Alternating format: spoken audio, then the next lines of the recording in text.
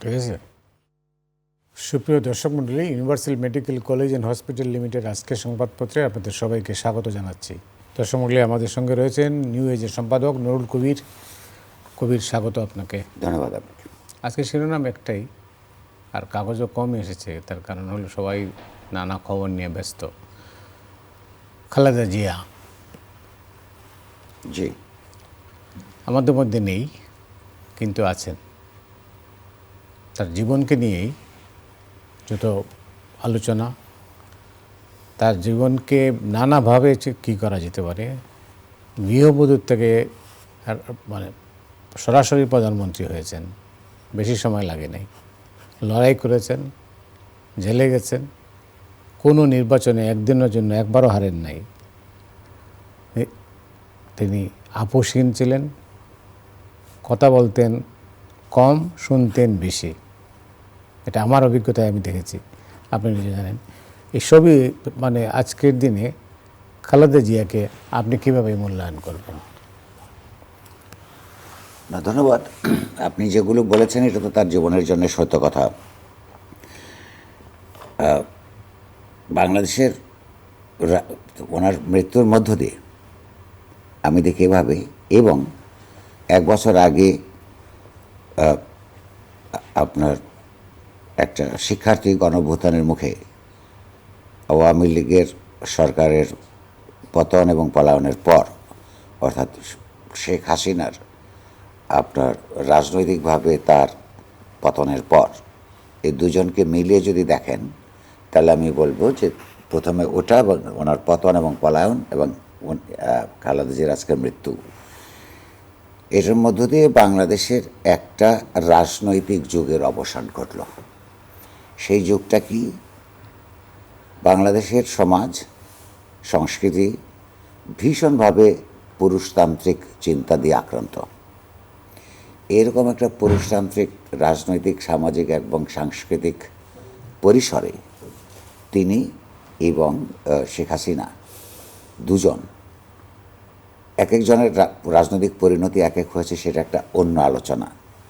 কিন্তু এই দুজন নারী নেত্রী এইখানকার পুরুষ প্রধান সমাজের মধ্যে দুটো দেশের সবচাইতে বড় পার্টিকে তাদের ভঙ্গুর দশায় নেতৃত্ব দিতে এসে সুসংগঠিত করেছেন, এবং প্রথমে বেগম খালেদা জিয়া এবং পরে শেখ হাসিনা সেই রাজনৈতিক দলগুলোকে আপনার সুসংগঠিত করে আন্দোলন সংগ্রামের মাধ্যমে ক্ষমতায় নিয়ে গেছেন একাধিকবার। এদের দুই পরিপ্রেক্ষিতে, একজনের স্বাভাবিক মৃত্যুর মধ্য দিয়ে আর একজনের জনরোষের মাধ্যমে, রাজনীতির অঙ্গন পরিত্যাগ করার মাধ্যম যাই হোক না কেন, এই যে সমাজে শীর্ষস্থানীয় নারী নেতৃত্বের অবসান ঘটল, এইটা আবার সহজে ফিরে আসবার নয়। সেই জন্য আমি বলছি একটা ধরনের রাজনৈতিক যুগের অবসান ঘটল। প্রশ্ন হচ্ছে যে ওনার ব্যক্তিগত গুণের কথা আপনি বলেছেন ইতিমধ্যেই খুব সংক্ষেপে। আমার যেটা খবর আসলে সেটা, আপনি তো আপনার সাথে তো ব্যক্তিগতভাবে সম্পর্ক ছিল না, মানে আমি একাধিকবার যোগাযোগ করেছেন, কথা বলেছেন সাংবাদিকতার সময়, তো স্বভাবতই রাজনৈতিকদের সঙ্গে একটা কাজ, ওয়ার্কিং রিলেশন সম্পর্ক থাকেই। আচ্ছা, তো সেক্ষেত্রে তো আমার দুজনের সঙ্গে ভিন্ন ভিন্ন রকমের অভিজ্ঞতা আছে, তো সেটা আমি পরে আসছি। বিষয়টা হলো, আপনি যে একটা শব্দ উচ্চারণ করলেন, তার রাজনৈতিকভাবে তার নেতাকর্মীরাও বলেন, সমাজের তার নেতাকর্মী নন এমন মানুষও বলেন যে তিনি তার জায়গা থেকে এক ধরনের আপোষহীনতা দেখিয়েছেন। আমি এটাকে দেখি, আপোষহীন শব্দটা না বলে আমি বলবো যে কনসিস্টেন্সি, দৃঢ়তার। নিরাপোষ তিনি কোথায় কোথায় ছিলেন, কোন জায়গা থেকে কথাগুলো এসছে, সেগুলো আমাদের একটু বোধহয় পেছনে ফিরে যায় মনে করার কথা আজকের এই দিনে। 1980-র দশকে দুজনেই, 80-র দশকের প্রথমেই আপনার রাজনৈতিক নেতৃত্বে এসেছিলেন। 80-র দশকে শিক্ষার্থী জনতার আন্দোলন যখন চলছিল, একটা তুঙ্গে উঠেছিল 1984-85 আন্দোলনের পরে। আপনার মনে থাকবার কথা, 1984 সালে উপজেলা নির্বাচন ভণ্ডুল হলো। জেনারেল এরশাদ তখন যিনি ক্ষমতা জবরদখল করেছিলেন একটা নির্বাচিত সরকারকে হটিয়ে দিয়ে। তারপরে যে সংগ্রামটা শুরু হয়, সেই সংগ্রামের এক পর্যায়ে ছাত্র আন্দোলনের শুরুতে তারা ছিলেন না, কিন্তু রাজনৈতিক দলগুলি যখন যোগ দেয়, এই আন্দোলনটা 85 সালের দিকে একটা উত্তুঙ্গে উঠেছিল। সেই সময় 1986 সালে যখন জেনারেল এরশাদ বাধ্য হয়ে একটা নির্বাচন দেন, তখন দুটো রাজনৈতিক জোট ছিল জাতীয় পর্যায়ে, একটা 15 দলীয় জোট আর একটা 7 দলীয় জোট। দুইটার শীর্ষ নেতৃত্বে একদিকে ছিলেন শেখ হাসিনা আর একদিকে ছিলেন খালেদা জিয়া। সেই দিন যদি এই জোটগুলি না ভাঙত, আন্দোলনটা যদি চালিয়ে রাখা যেত, জারি থাকতো, তাহলে 86 সালের পরে জেনারেল এরশাদের ক্ষমতায় থাকবার কোনো সুযোগ ছিল না। এবং সব পার্টিগুলির মধ্যে, ছাত্র নেতাদের মধ্যে এই আলোচনাই হয়েছিল যে এই নির্বাচনে কেউ অংশগ্রহণ করবেন না। এবং শেখ হাসিনা পল্টনে দাঁড়িয়ে পরিষ্কারভাবে বললেন সন্ধ্যায় যে জেনারেল এরশাদের দেওয়া অধীনে যে নির্বাচন হবে, সেইটার যারা অংশগ্রহণ করবে, যে বা যারা অংশগ্রহণ করবে, তাদেরকে জাতীয় বেঈমান হিসেবে আখ্যা দিয়েছেন তিনি নিজে। সেই দিন রাতেই 15 দলীয় জোটের নেত্রী শেখ হাসিনা জেনারেল এরশাদের সঙ্গে আপোষ রফার মাধ্যমে নির্বাচন যাওয়ার সিদ্ধান্ত নেন এবং 15 দল ভেঙে যায়। বামপন্থীরা সেই দল গ্রুপ থেকে তখন বেরিয়ে এসেছিল। একই ধরনের অফার যে কারণে আওয়ামী লীগ নির্বাচনে গিয়েছিল, বিএনপির কাছেও ছিল, কিন্তু তিনি সেই দিন ছাত্র জনতার আন্দোলনের সঙ্গে বেইমানি করে আপোষ করেননি। ওই তখন থেকেই এই অভিধাটা তার নামের সঙ্গে যুক্ত হয়। কিন্তু সেইটাই শেষ নয়। একবার কোনো একটা ঘটনা চক্রে, কোনো রাজনৈতিক পালা বদলের মধ্যে নিজের সুবিধা অসুবিধা বিবেচনা করে যে তিনি নিরাপদ ছিলেন, তা যে নয়। তিনি আরও দুটো বড় বড় আমাদের দেশের রাজনীতির ক্রান্তি লগ্নে প্রমাণ করেছেন। সেটা হল 2008 সালে, যখন আবারও ফখরুদ্দিন মঈনুদ্দিনের ইমার্জেন্সি সরকার ক্ষমতা আসলো এবং প্রথমে সবাই তাদেরকে স্বাগত জানালেও আস্তে আস্তে তাদের ব্যর্থতার এক পর্যায়ে তাদেরকে যখন নির্বাচন দেবার জন্যে একটা অপরিহার্য পরিস্থিতি তৈরি হলো, তখন কি সেই তৎকালীন সামরিক জান্তা একটা দুশ্চিন্তায় পড়েছিল যে তাদের এই শাসনটাকে, সেটা তো সংবিধানের দিক থেকে, আইনের দিক থেকে অবৈধ ছিল, এই নির্বাচনের মধ্য দিয়ে যারা ক্ষমতা আসবে তারা বৈধতা দিবে কি না, রেট্রোস্পেকটিভ এফেক্ট দিয়ে। এই প্রস্তাব তারা খালেদা জিয়াকেও দিয়েছিলেন যে আপনি যদি দেন তাহলে আপনাকে আমরা সহযোগিতা করব আমাদের 2 বছরের শাসনকে বৈধতা দেওয়ার, আর নির্বাচনে আপনাকে সহযোগিতা করব, আপনি প্রধানমন্ত্রী হবেন। একই প্রস্তাব পরবর্তীকালে শেখ হাসিনাকেও দিয়েছিলেন, আওয়ামী লীগকে দিয়েছিলেন। এই প্রস্তাব খালেদা জিয়া গ্রহণ করেন নাই, শেখ হাসিনা গ্রহণ করেছিলেন। অর্থাৎ এখানেও পর্দার অন্তরালে যে রাজনীতির কর্মকাণ্ড চলে, সেখানে সেদিন তিনি আপোষ করেন নাই। আর একটা তৃতীয় বড় ঘটনা হচ্ছে 2018 সালের নির্বাচন। সেখানে আপনার মনে থাকবার কথা যে বিএনপিকে ক্ষমতা আনবার জন্যে আওয়ামী লীগ থেকে দুটো কর্মপদ্ধতি চালু ছিল। একটা হচ্ছে পার্টিটাকে ভাঙ্গা, আরেক দিক থেকে ছিল তাদেরকে কিছু সিট দিয়ে তাকে আপনার বিএনপিকে ক্ষমতার মধ্যে নিয়ে আসা। সেই প্রস্তাবও এই যে একটা প্রিডিটারমাইন্ড রেজাল্ট কী হবে সে ব্যাপারে আগের থেকে ঠিক করা নীল নকশা নির্বাচন, তিনি সেটাকে প্রত্যাখ্যান করেছিলেন।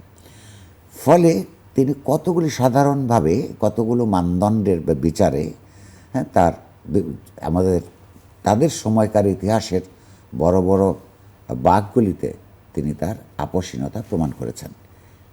সে কারণে এই দেশের মানুষ যে তাকে ভালোবেসেছে, শ্রদ্ধা করেছে, নিরাপোষ নেত্রী এই আখ্যা নিয়েই তিনি গেছেন, তার জীবন অবসান ঘটেছে। তার কিন্তু আপনি আরেকটা কথা হয়তো বলতে ভুলে গেছেন, হয়তো আপনারও তো অভিজ্ঞতা আছে তাকে ইন্টারভিউ করার, তার সঙ্গে দেখা সাক্ষাৎ হবার, সাংবাদিক হিসাবে থাকারই কথা, আর আপনাদের আমরা পড়েছি। তিনি সফট স্পোকেন ছিলেন, একদম অত্যন্ত মিতাচারী, এবং ব্যক্তিগতভাবে কখনো তিনি তার রাজনৈতিক প্রতিপক্ষকেও প্রত্যক্ষ কখনোই তার কাউন্টার পার্টের তুলনায় তো একদমই না, তেমন কোনো আক্রমণ করেননি। এখানে তিনি বরাবরই একটা রুচিশীলতার পরিচয় দিয়েছেন।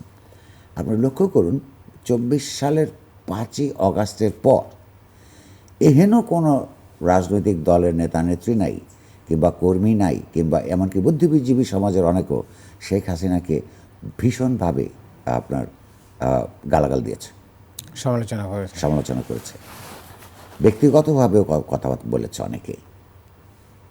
খালেদা জিয়াকে উনি অন্যায়ভাবে 5 বছর বা জেলে রেখেছেন। ওইটা যে কোনো আইনের মানদণ্ডে খালেদা জিয়ার কি ওই যে মামলার মধ্যে তার বিরুদ্ধে অভিযোগের ভিত্তি ছিল না, ওই ধরুন একটা হচ্ছে ইররেগুলারিটি আর একটা হচ্ছে করাপশন। তিনি যেই পয়সা নিজের হাতে স্পর্শ করেন নাই, দেখেন নাই, হ্যাঁ, সেই পয়সা যেখানে যেই ফান্ডে ছিল সেখানেই রয়েছে, সেইটাকে আত্মসাৎ করবার অভিযোগে তাকে জেল কাটানো হয়েছে। এবং তখন তার যা বয়স, নানান ধরনের অসুখ বিসুখে আক্রান্ত, তাকে ঠিক মতন চিকিৎসা করবার সুযোগও ছিল না। তারপরেও তিনি আবার যখন জেলের থেকে মুক্ত হয়েছেন, বিদেশে তাকে চিকিৎসা করতে নিতে হবে, কারণ দেশের ডাক্তাররা বলেছেন যে বাকি ট্রিটমেন্টটা আমাদের দেশে নাই, তখনও তাকে যেতে দেননি। শেখ হাসিনা এমনকি এমন কথাও বলেছেন, যখন সমাজের মধ্যে কথা উঠেছে যে উনি মারা যাচ্ছেন, তার তো দেশে চিকিৎসা না থাকলে, কারণ উনি তো বলেন এই দেশের, তার ডাক্তারের টিমই বলেছে বিদেশে যেতে হবে, তখন এই কথাও আমরা প্রকাশ্যে বলতে শুনেছি যে বয়স তো হয়েছে, অনেক দিন ধরে শুনছি, হ্যাঁ মরে যাবে, কই মরে তো নাই। এইরকম কথাবার্তা বলার পরেও আপনি লক্ষ্য করেছেন 5ই অগাস্টের পরেও খালেদা জিয়া যখন তিনি মুক্ত, এবং তার হচ্ছে কথাবার্তা কেউ আটকাবার তার কারোর ক্ষমতা ছিল না, তখনও শেখ হাসিনার সম্পর্কে ব্যক্তিগতভাবে কোনো তির্যক সমালোচনাত্মক মন্তব্য করেন নাই। তো এইটা বাংলাদেশের রাজনীতিতে, যেখানে গালাগাল একটা স্বাভাবিক অনুষঙ্গ হয়ে দাঁড়িয়েছে, তারা যারা খালেদা জিয়াকে মনে রাখবেন, অন্তত তার কাছ থেকে এইটা তার অন্যদের শিখবার আছে। মানে আপনার স্থিতিতে খালেদা জিয়া কিভাবে ছিলেন, আপনার সাথে ব্যক্তিগত আলাপচারিতায়? আমি ওনাকে যেভাবে দেখেছি সেটা হচ্ছে যে উনি যখন ক্ষমতায় ছিলেন, নিউজ পত্রিকায় তার ব্যাপারে, তার প্রশাসনের ব্যাপারে, তার অর্থনীতি, সমাজনীতি ইত্যাদির ব্যাপারে প্রচুর সমালোচনামূলক, তির্যক সমালোচনামূলক লেখা আমি লিখেছি নিজে, এবং পত্রিকায় অন্যরাও লিখেছেন। কঠিন কঠিন কার্টুন ছেপেছি। কিন্তু যখন ধরেন কোনো প্রেস কনফারেন্স ডেকেছেন বা এডিটরদের ডেকেছেন, তখন দেখা হয়েছে। কিন্তু তার জন্যে উনি দু একটা খোঁচা টোচা দিয়েছেন, ভালোই তো চালাচ্ছেন কাগজ, কিন্তু আমার সঙ্গে কখনো তিনি কটু বাক্য ব্যবহার করেননি, যে বলছে আপনাদের মত আপনারা বলবেন। আর ব্যক্তিগতভাবে তার কোথাও না কোথাও একটা সফট হার্ট ছিল বলে আমার ধারণা, কারণ আমি তো আর ওনার সঙ্গে ব্যক্তিগতভাবে মিশবার সুযোগ হয় নাই। সেটা আরও বহু পরে, তিনি তখন ক্ষমতাচ্যুত, নানা ধরনের মামলা, 70-80টা মামলা তার মাথায়, সন্তান সন্ততিরা, নাতি নাতনিরা বাইরে, একা জীবন। এরকম একটা সময়ে আমি একবার খুব অসুস্থ হয়ে পড়েছিলাম, হসপিটালে ছিলাম।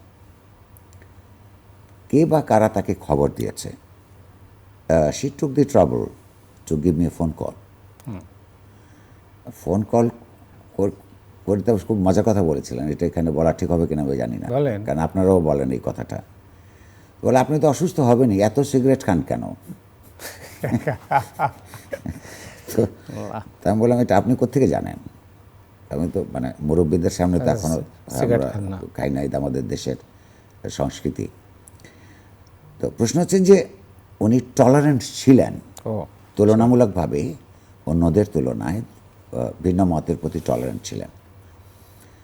তো ফলে এইটা আজকে যারা তার মৃত্যুর মধ্য দিয়ে বিএনপির যেই নেতৃত্ব সামনে এগিয়ে আসছে বাসবে, তার প্রতি সম্মান দেখানো হবে এই বৈশিষ্ট্যগুলো তৈরি তারা যদি সত্যিকার অর্থে অর্জন এবং চর্চা করতে পারেন। আরও একটা কথা, যত ভালো মানুষই হোক, যত বড় মানুষই হোক, সবাই তো ভুল করে।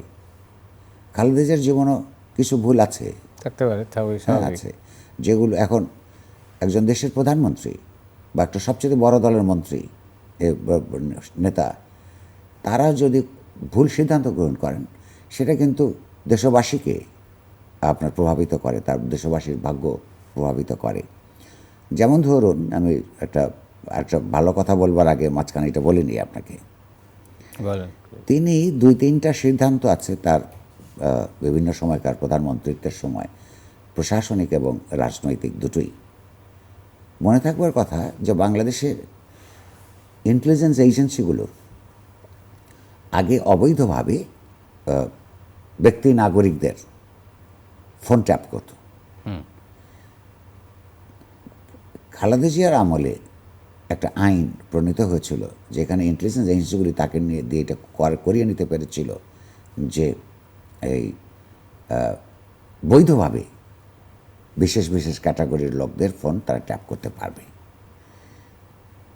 এই যে আইন দিয়ে এই অন্যায়টাকে বৈধতা দেওয়া হইল, সেইটার ফল উনি শুদ্ধ সবাই ভোগ করেছেন, এখনও করছেন।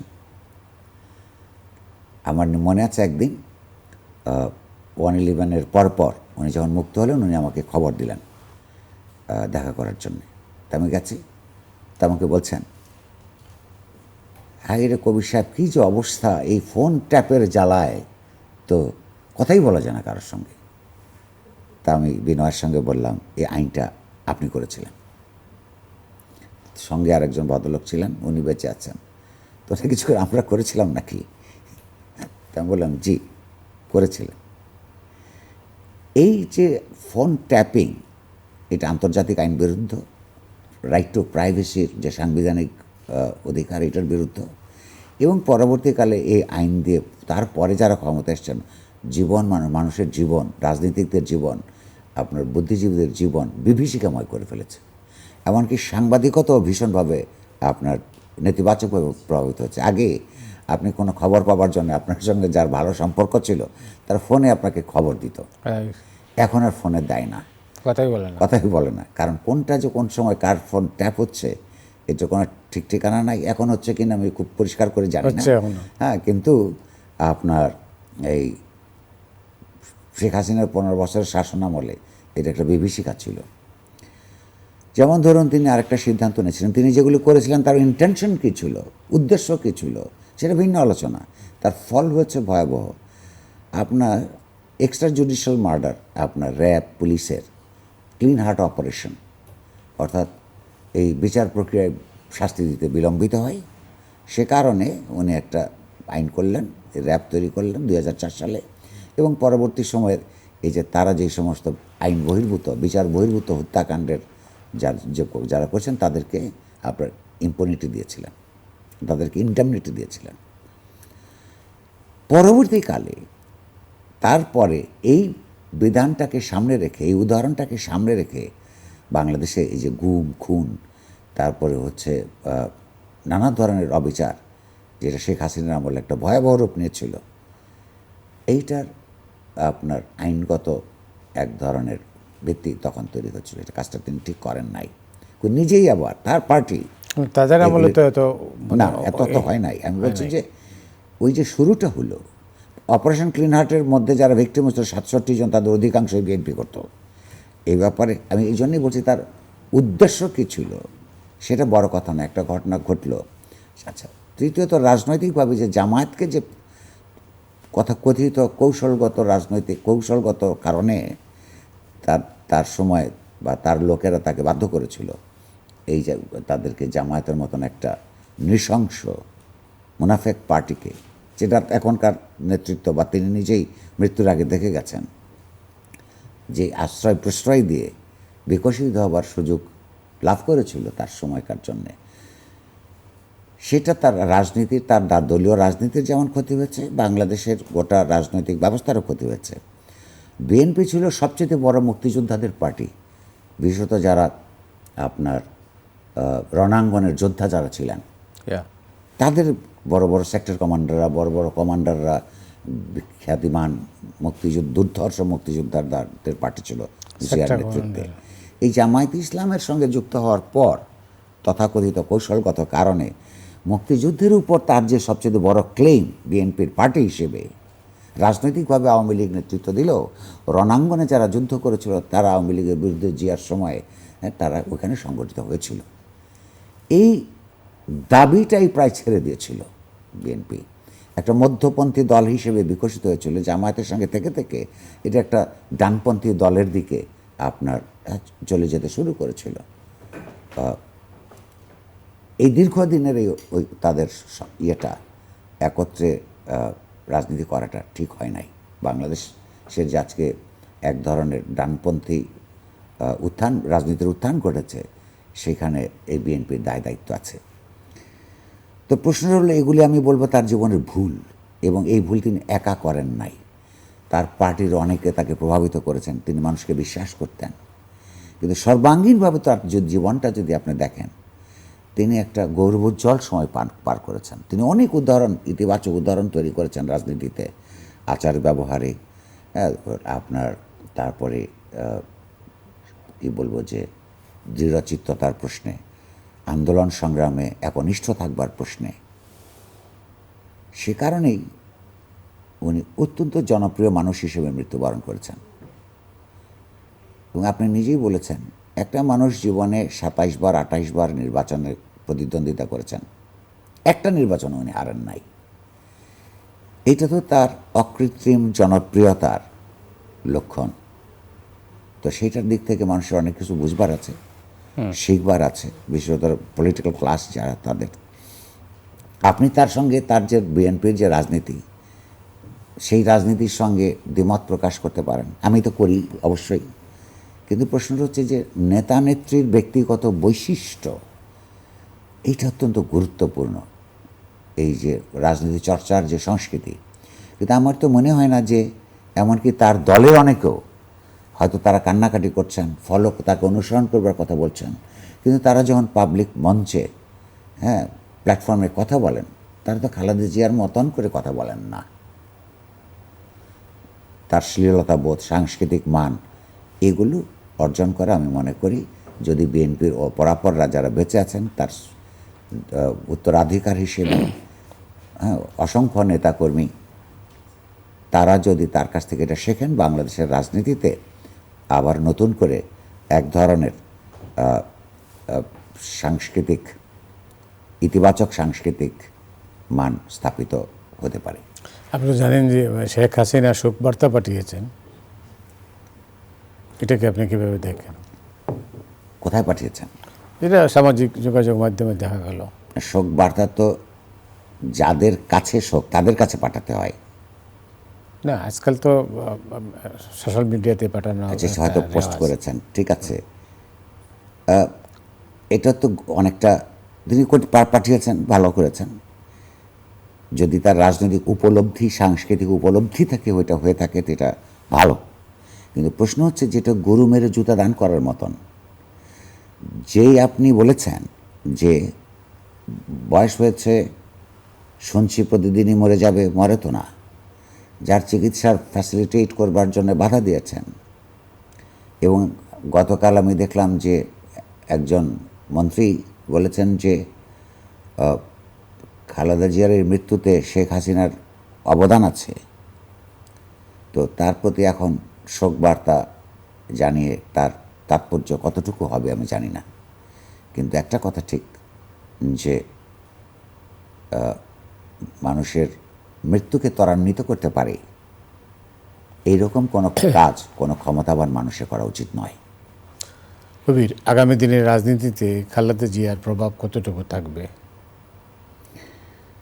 সেইটা তো আমি নিজেই বললাম যে যদি ওনার কতগুলি জিনিস তো খুবই ইতিবাচক ছিল, সেগুলি যদি বিএনপির লোকেরা মনে রাখে, অনুসরণ করে, তবে তাদের একটা ইতিবাচক ব্যাপার থাকবে।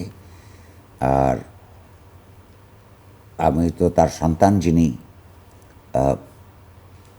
তার রাজনৈতিক উত্তরাধিকারও গ্রহণ করেছেন। তিনি এতদিন পর্যন্ত ভারপ্রাপ্ত ছিলেন খালেদা জিয়া বেঁচে থাকা অবস্থায়। অনুমান করি দ্রুততর সময়ে এই শোকের বা এই রিচুয়ালসের সময়টা পার হলে অফিসিয়ালি হয়তো তিনি চেয়ারপারসন হবেন। তাকে কোনো খারাপ ভাষায় কথা বলতেও শুনি নাই আমি।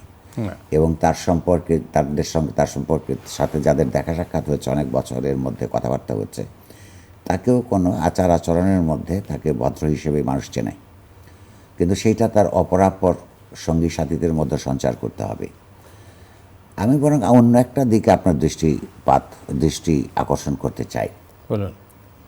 আপনি লক্ষ্য করেছেন যে খালেদা জিয়ার মৃত্যুর পর নানা দেশ থেকে শোক বার্তা এসছে। তার ইয়েতে কেউ অনেক দেশ থেকে প্রতিনিধি এসছেন শোক বার্তা দিবার জন্যে, রিচুয়ালে অংশগ্রহণ করবার জন্যে। তার মধ্যে ভারত আছে, অত্যন্ত গুরুত্বপূর্ণ। পাকিস্তান আছে। ভারতের থাকাটা বেশি গুরুত্বপূর্ণ এই কারণে যে ভারত কখনোই খালেদা জিয়াকে ঠিক গ্রহণ করতে পারে নাই। কারণ তারা মনে করতেন যে উনি ভারতের কথা শোনেন না। আর বাংলাদেশে ভারতের কথা শুনে যারা রাজনীতি করেছে, তারা তাদের রাজনীতি দিয়ে বাংলাদেশের জন্য খুব বেশি ইতিবাচক অগ্রগতি সাধন করতে পারে নাই। অর্থাৎ রাষ্ট্রের যে শক্তিমান বিকাশ, স্বাধীন এবং সার্বভৌম বিকাশের জন্য যা করা দরকার, তো ভারতের কথা শুনে শুনে যারা করেছে খুব বেশি ওই অর্থে অবদান রাখতে পারেন নাই। এই যে খালেদা জিয়াকে ভারত পছন্দ করতো না, এর একটা কারণ হচ্ছে খালেদা জিয়া ভারতের কথা মতো পাপেট হয়ে চলতে রাজি ছিলেন না। এটা তার একদিকে যেমন ব্যক্তিগত স্বাতন্ত্র্যবোধের ইস্যু, একই সঙ্গে দেশের স্বাধীন বিকাশের সঙ্গে একটা প্রতি তার অঙ্গীকার, দুটাই প্রমাণ করে। তো এখন তিনি নেই। আজকে ভারতের পররাষ্ট্রমন্ত্রীর আসবার মধ্য দিয়ে বরং বাংলাদেশকে ভারত একটা মেসেজ দিল বলে আমার মনে হয়। কি সেটা? মেসেজটা হচ্ছে যে এই মুহূর্ত পর্যন্ত, শেখ হাসিনার সরকারের পতনের পর এই মুহূর্ত পর্যন্ত ভারত বাংলাদেশের বিরুদ্ধে কাজ করে চলেছে প্রতিদিন। প্রথম হচ্ছে অসত্য প্রপাগান্ডা একটা নিরন্তর প্রক্রিয়ায় পরিণত হয়েছে। প্রতিদিন এখানে সেই আপনার সীমান্তে হত্যাকাণ্ড, সীমান্তের ভিতরে তাদের লোকজন প্রবেশ করিয়ে দেওয়া, ইত্যাদি ইত্যাদি তো চলছেই। অর্থাৎ শেখ হাসিনার আমলের 15 বছর যেই ধরনের অপকর্মগুলি ভারত করেছে সেগুলি অব্যাহত রেখেছে। ইউনূস সরকারের দিক থেকে পর্দার অন্তরালে কিছু উদ্যোগ ছিল, আমি জানি, যে সম্পর্কটা স্বাভাবিক করার। দুইটা প্রতিবেশীর মধ্যে যদি অস্বস্তিকর সম্পর্ক থাকে, শত্রুতামূলক সম্পর্ক থাকে, হয়তো ছোট দেশের একটু বেশি ক্ষতি হয়, বড় দেশের আরও বেশি বড় ক্ষতি হয়। এরকম একটা আন্ডারস্ট্যান্ডিং থেকে যদি একটা কার্যকর সম্পর্ক গড়ে তোলা যায়, সেটি চেষ্টা করেছে, কিন্তু ভারত তার স্বভাব বদলায় নাই। এরকম একটা পরিস্থিতিতে যখন খালেদা জিয়ার মৃত্যুর পর কন্ডোলেন্স জানাতে ভারত সরকার সিদ্ধান্ত নেয় যে তার পররাষ্ট্রমন্ত্রীকে পাঠাবেন, তার মানে হচ্ছে তারা হয়তো, আমি খুব নিশ্চিত না, মানে ডিপ্লোম্যাসিতে এটাকে একটা মেসেজ হিসেবে দেখবার ব্যাপার আছে, যে পরবর্তী নির্বাচিত সরকারের সঙ্গে কাজ করবে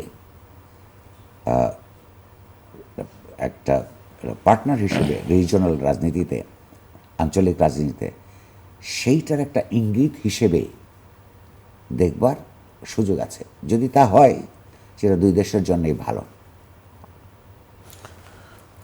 অনেক ধন্যবাদ কবির, হাতে সময় নেই, না হলে হয়তো বা আরও আলোচনা করা যেত। ধন্যবাদ আপনাকে। আমি শেষ কথা বলতে চাই যে তিনি যেই শ্রেণীর রাজনীতি করতেন, সেই শ্রেণীর রাজনীতির প্রতি তিনি বিশ্বস্ত ছিলেন। তার দেশপ্রেমিকতার, খালেদা জিয়ার দেশপ্রেমিকতার এবং বাংলাদেশের স্বাধীন বিকাশের প্রতি অঙ্গীকারের প্রশ্নে তিনি একাধিক উদাহরণ রেখে গেছেন। অন্তত বিএনপি তার সাংস্কৃতিক স্বভাব এবং দেশপ্রেমিকতার আদর্শ কেন্দ্র থেকে পরিধি পর্যন্ত মেনে চলবার একটা প্রক্রিয়া শুরু করবে, আমরা আজকের দিনে এই আশাবাদ ব্যক্ত করতে পারি। আপনার এই আশাবাদের মধ্যে দিয়ে আজকের অনুষ্ঠানে এখানেই সমাপ্তি টানছি কবির। ধন্যবাদ। দর্শক মণ্ডলী, আজ এ পর্যন্তই। আপনারা সবাই ভালো থাকুন। শুভরাত্রি।